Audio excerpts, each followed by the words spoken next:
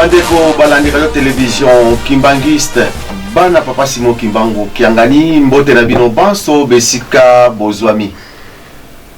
tozongi na mokola lelo lisusu poete tolobela bino basango bino bokolingaka mingi e basango ngo ezali ya nani basango bele ya monene ya papa Simon Kimbangu pe lingomba na ye na mokola lelo ndenge ezali bomesano na biso toye na kati na émission na bino émission masolo poete tolobela bino makambo nini pe masolo nini otoza nango na mokola lelo masolo ngo ezali na tina nini na mokanda oyo tozwi euti epai ya sa divinité papa Simon Kimbangu kiangani na tina mosusu te na tina ya lisalisi yango na kosenga na bino nyonso tozala kimia poete tolanda mae oyo ekobima na mokola lelo pe nini papa Simon Kimbangu kiangani akomeli biso na mokola lelo ezali nde ordre de mission oyo papa Simon Kimbangu kiangani asinyaki na mokolo ya le 9 novembre 2021 mokanda ngo ezali na numéro 050 bar EJCSK bar CS bar 01 bar 12 trait SC bar 2021 mokanda ngo linkoloba ete esengami na bandimi ngai moyena lobango ezali te toyami mama na biso mama oyo auti na nkamba mama Mireille mama directrice ye moko akolobela biso tina ya mokanda oyo bozali komona tozwi yango esinyame na papa Simon Kimbangu kiangani mama mbote na yo mbote papa Lambert okobi makasi mama tozali kolanda yo ndenge nini santé na yo pamba te ntango nyonso tokomonaka yo na Kinshasa ntango nyonso ozongi okei santé za ndenge nini en tout cas papa santé ça va merci papa azobatela nzoto pe molimo ya solo lokumpe nkembo tozongisi epai na ye moko mokonzi ya bula ya solo mama directrice okozalaka fatigué te ndenge ozosala tout le temps les retours Kinshasa Nkamba poto ozokomi fatigué te na mosala monene papa pesi yo en tout cas papa Lambert ndenge tokolobaka ete papa ntango akoponaka biso akopesaka biso mpe makasi oyo ekosurpasaka biso moko ya solo Nkamba Kinshasa Nkamba Paris c'est pas toujours facile mais ye moko lokola za molimo azopesa biso makasi oyo ekoki mpona kokumba mokumba oyo asili kopesa biso bana ye merci ya solo bandeko bana papa Simon Kimbangu towuti kola na mama Mireille mama directrice na mokanda papa Simon Kimbangu balobi boye la personne dont les noms et fonctions repris ci-dessous est chargée d'effectuer une mission de service pour les comptes de l'église de Jésus-Christ sur la terre par son envoyé spécial papa Simon Kimbangu au Royaume-Uni et dans l'espace Schengen. Il s'agit de Madame Babou Nzongo Mireille, directrice générale. En tout cas, maman. Vous allez directrice générale. Il y a œuvre philanthropique et humanitaire kimbangiste OPHK en cycle. Vous allez bon. Ekolatisa biso lolendo ya bomoto te kasi ekolatisa biso mokumba oyo tozali na yango ya kokumba mokumba to bengi social ya kosunga ba personnes démunies des personnes délaissées et papa Lambert spécificité ya OPHK ezalaka to kosungaka na bato ya bomoi na bawei nde yango wana epesaka biso bobangi pe bokebi na mosala oyo tozali kosala ezali mosala comme tout autre te ntango ozolesa bawei ozoletisa bawei okotambla na kobanga pamba te moto ozo servir oyebita aza nani donc ekosalaka plaisir oui ekobangisaka pe merci tomoni motif oyo papa Simon Kimbangu kiangani apesi pa na yo sensibiliser mobiliser le fidèle kimbangis pour la construction de Ferlina papa Simon Kimbangu en Kamba Nouvelle Jérusalem ili nkoloba nini place na siko na pona tozo continuer kana mokandangwa po masona sozaka pona mokandangwa ya solo papa ndenge osili kotanga ndenge mon papa mokonzi ya bula asili kokoma ete OPHK kokipaka ba personnes vivant avec handicap opeshke kokipaka ba personne délaissée opeshke kokipaka bana o bazape na baboti kasi baboti ba abandonné ndenge sikoye ba ete covid ebeti makasi conséquence nango kitisi pa na biso pe na mboka tomoni ete na est volcan esalaki éruption tomoni ete na est bitumbati lelo eza makasi pamba te toza na bango na nkamba toza na bango elongo mingi bakimi o bazwi chance ya kokima mais mingi pe bakimi na bana o bazalaki abandonné ba parents bakufi ba parents babungi nde na tina wana papa alobi ete totonga orphelinat Simon Kimbangu na kati ya nkamba Yerusalemi mpona kotia bana wana nyonso à l'abri parce que kokozwa éducation toka kolandela bango sur le plan ya santé pe bakokoyekola métier na bakomi déjà mwa moke mikolo. Merci maman directrice, tout le monde va le biso départ dès que possible, dirait 1 mois, retour fin mission. Mais na musala monene oyo ba pesi pa na mokanda oyo esengeli pona Europe mobimba na Royaume-Uni. Balobi pona 1 mois, est-ce que na 1 mois oyo et bandi banda le 9 novembre papa Simon qui m'a na sinaki mokanda parce que là depuis le 9 l'autre comme déjà na fin du mois. Un mois lingo koka bon siko na ebito sali ndenge nini po ete ba paroisse nyonso ya Europe ba yeba mokanda wa papa Simon qui manque là. Ya solo papa motuna nous a vraiment kitoko mingi totali ete mokonzi ya komi le 9 a signé le 9 wana toza na kati ya nkamba le temps qu'on s'est préparé ko Kinshasa kozonga mboka na biso Europe. Tu dis bien que tu as un impératif depuis la crise de la Covid, il faut qu'il y ait au moins 48 heures pour tester l'examen et bien négatif pour recevoir vol, démarche, comment faire pour respecter le délai où on a payé. Papa qui était le 16 décembre. Papa Mokabitina est à l'obaki 1 mois du 9 au 9 décembre. Alors, comment atteindre toutes nos paroisses? C'est tout simplement par sa voix, par sa radio, donc Otobengi Ratelki, donc la Ratelki France a priori. Yende Azali censé diffuser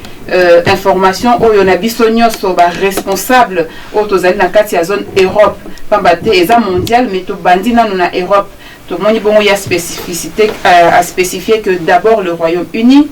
et puis l'espace Schengen. C'est-à-dire yo tata yo maman responsable ya paroisse kimbangiste ya papa Simon Kimbangu kiangani. Une fois que aux actes il y a ordre de mission, vous êtes censé nous rappeler ce vous quoi rejoindre bisoté pour passer par la Ratelki qui eux feront donc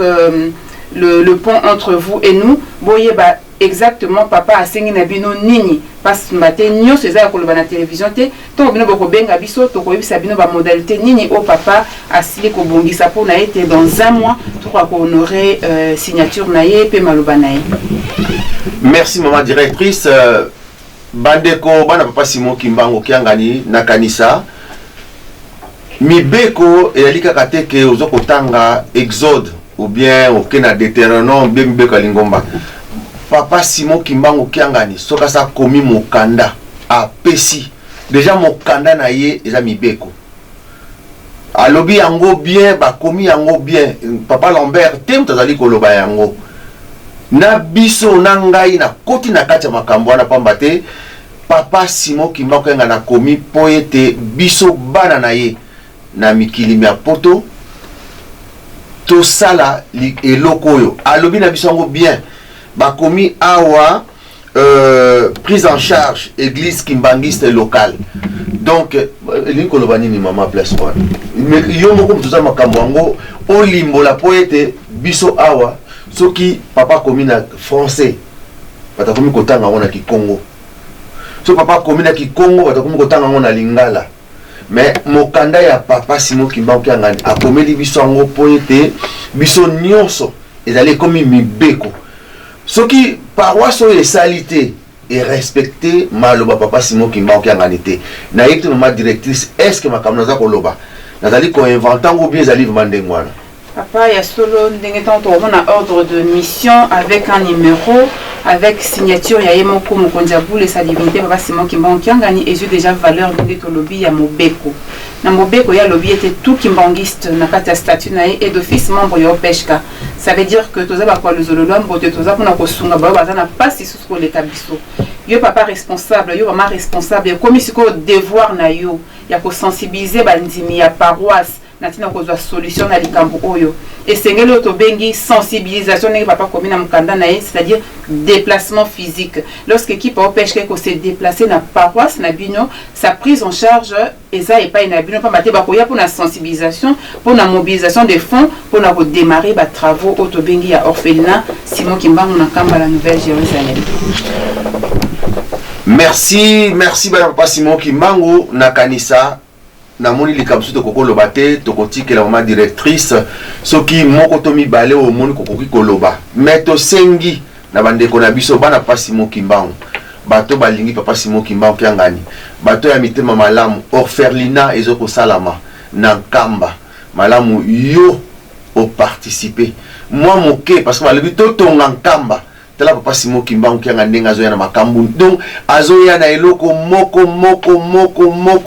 azo tonga ngona nkamba yango to sengi na yo mona papa Simon Kimbangu esiko zali koyoka biso papa Simon Kimbangu kianga ni abeta motema na yo po ete obenga mama directrice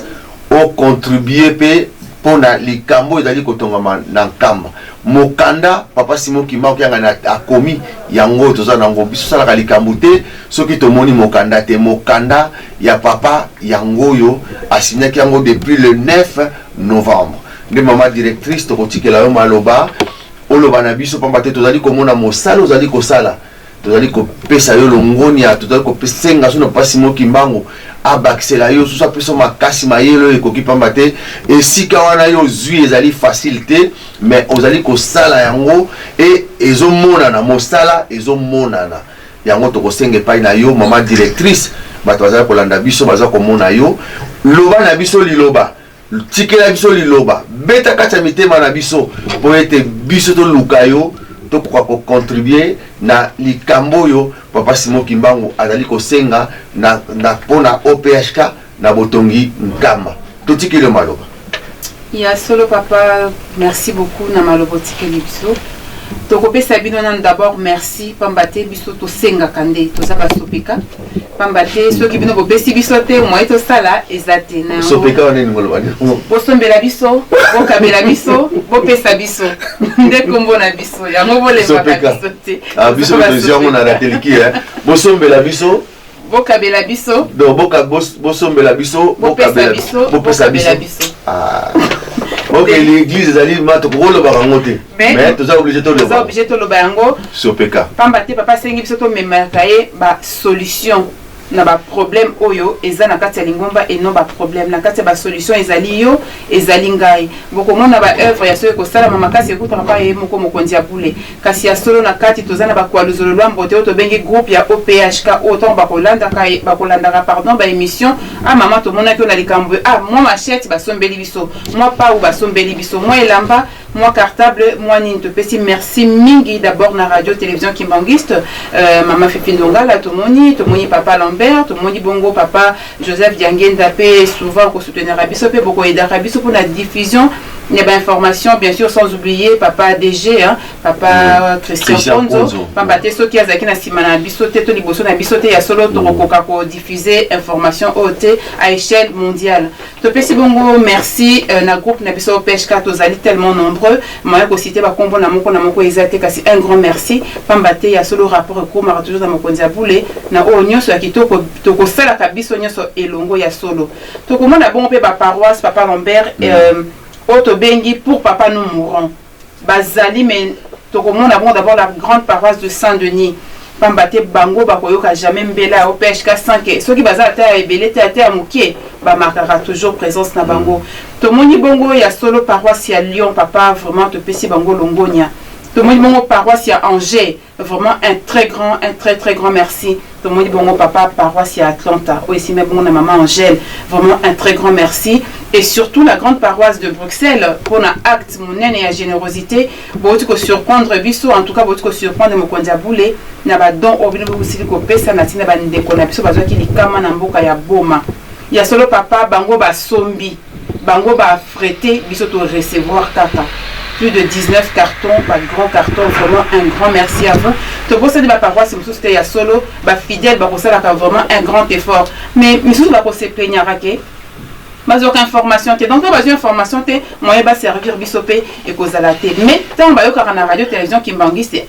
wana ba pour agir parce que nul n'est censé ignorer l'information na biso ba Kimbangi c'est pas baté tozana la voix de notre Dieu na yongana to pesi binoso merci ba kombo eza tellement milai ceux qui to bosani boko limbisa biso ba paroisse to bosani boko limbisa biso kasi ya solo to pesi un grand merci na ba bibenga marape bana ya mvuluzi o baza to bengi ba sympathisant Kimbangi c'est pe ba ko collaborer ka pe ba ko sunga ka papa Simon Kimbangu à travers OPHK pour mingi balobi abe maman to pesa kana ba UNICEF to pesa kana ba Caritas to pesa bisika ndenge na ndenge nzoka nde ya biso moko pe ezali balobi ete la charité bien ordonnée commence par soi-même to bosana bana biso te batata pe ba maman ya soto kobenga bango bana maman Mireille parce que naza tout simplement la directrice mais baza bana na biso nyonso to kotala peut-être na bo jeunesse na yo osala ka fausse couche peut-être olongola kazemi milimo wana ezana kamba elo selemi nango batata pe ba maman nyonso eza misala na biso esika ya kotika ezalité